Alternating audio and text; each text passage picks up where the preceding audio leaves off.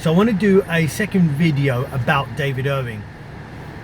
I made an apology to him a little while ago, maybe expand upon that a bit, but also about something far kind of more important as to the strategy or the thinking, the political reasoning of why David Irving was destroyed.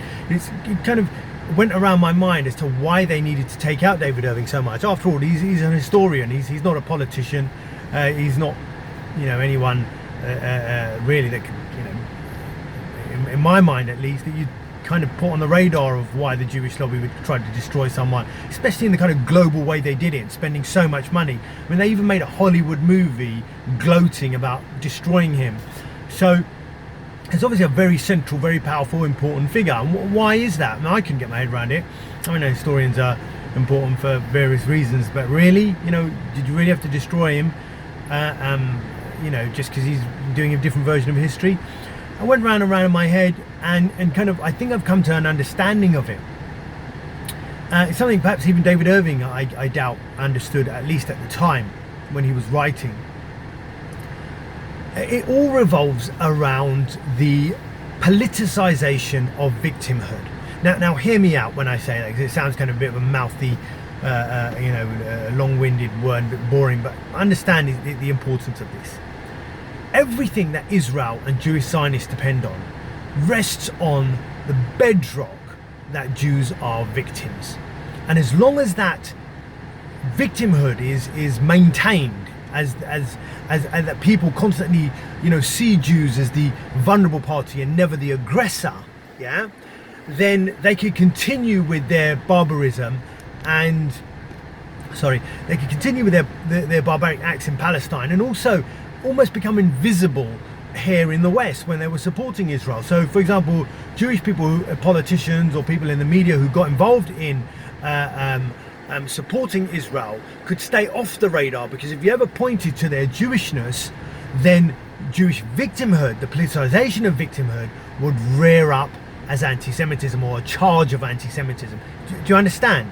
As long as this bedrock, this thought that Jews were the victims was manifest, was industrialized, was pushed out, and was in the popular conscious as Jews being the victims, they could never be seen as the aggressor. And neither could you challenge them without always being seen as you were picking on a vulnerable people or picking on a vulnerable community. So that victimhood was very important. That's why you see the Holocaust Memorial Day, they spend millions and millions of pounds on it. Why? Well, it becomes a big thing. The media pump constantly. There's alarm bells saying, anti-Semitism on the rise. You compare anti-Semitism to Islamophobia, it doesn't even come into the same category. Or how many Jews walk into the shop and just get shot by a police officer for buying some milk? What happens to black people, doesn't it, in America? You've seen the videos flying around the internet. So the fact of the matter is, the amount of fear that Jews live in is nothing compared to what other minorities are living in, and don't make such a fuss about it. But the industrialization of Jewish victimhood was there because it had to be there. If it wasn't there, everything else was in danger. Unless anti-Semitism anti-Semitism can only be weaponized, as something that can silence, destroy someone, if it rests on the fact that Jews are victims.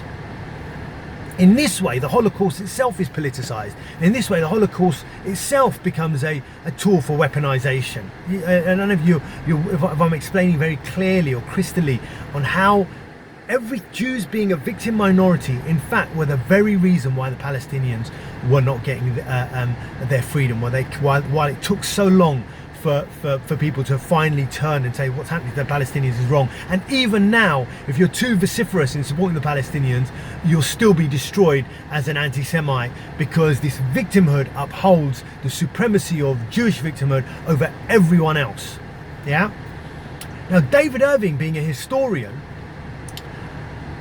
was writing about Germany, and he was writing about Germany and Hitler in a way that was kind of really historical, in that he was saying that Germany and Hitler, or Nazi and Hitler, were just another group, not necessarily a nice group. They did evil things, but loads of people did evil things. Churchill did, evil things. He starved to death between 4 and 10 million Indians, far worse than what happened to the Holocaust. Yeah, so lots of evil people. Stalin did evil things. Yeah, I think it was Roosevelt who incinerated little babies in Hiroshima, even after the Japanese had reached out to them secretly, saying that we want to surrender. So everyone was evil, really. All that bunch were pretty nasty bunch. If you look at it historically and you take out your kind of jingoism and patriotism out of it, if you look at it, scientifically and factually in a real historical fashion, they're all nasty bunch, right? Just fighting and killing each other.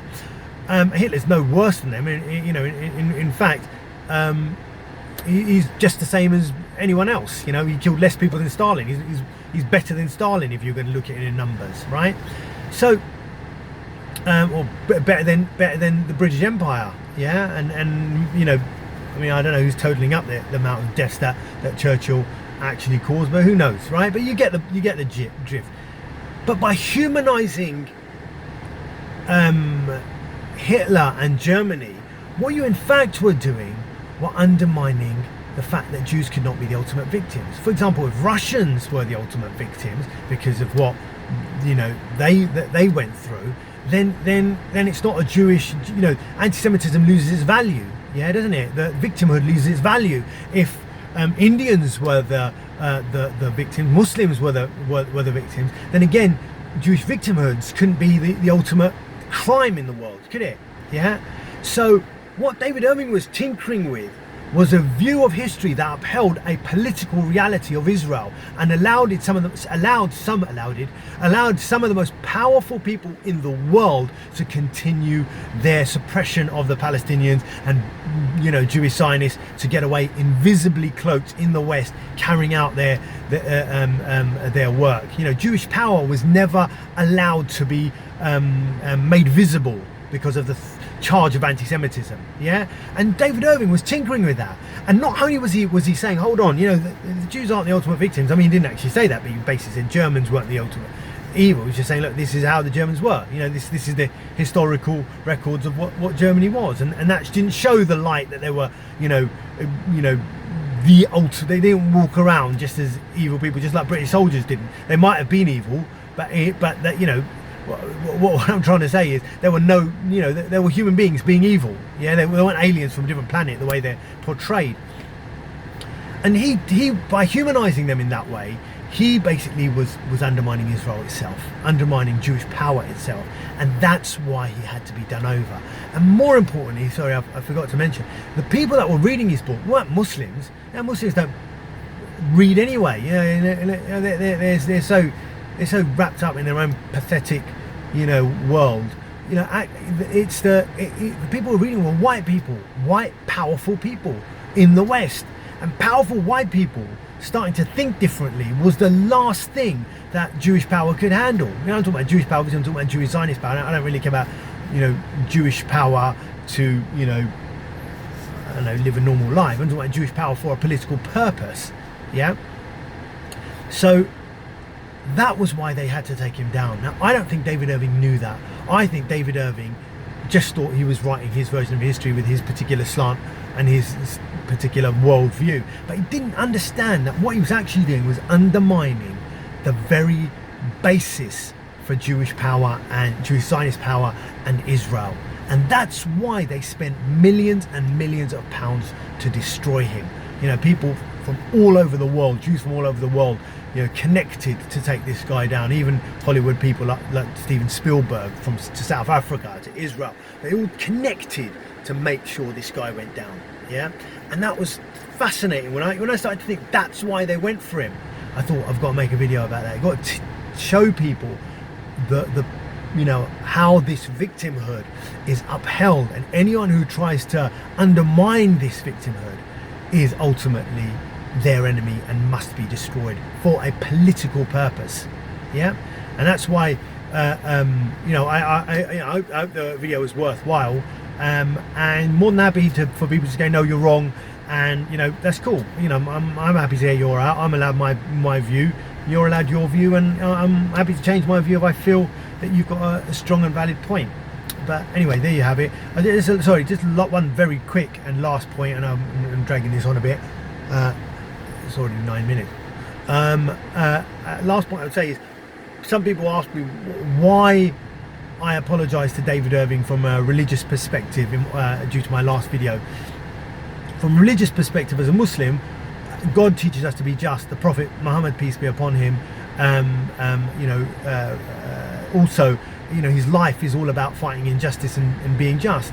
And when a Muslim, who actually believes in this, I'm not saying a good Muslim, I'm actually probably the most awful Muslim you ever met, but I'm still a Muslim, I still believe. I felt that I had done an injustice to this man, and I'm not denying it. I did someone who I had no reason to hurt. I hurt him, and I probably hurt him in his vulnerable time, and I really, really regret that as a Muslim, because God taught me to be better than that. The Prophet Muhammad taught me to be better than that. I'm not saying this guy, he might not like immigrants, he might not like me, he might not like Muslims, but he has stood up for the Palestinians, and I owe him a debt for that, A, and B, so what if he doesn't?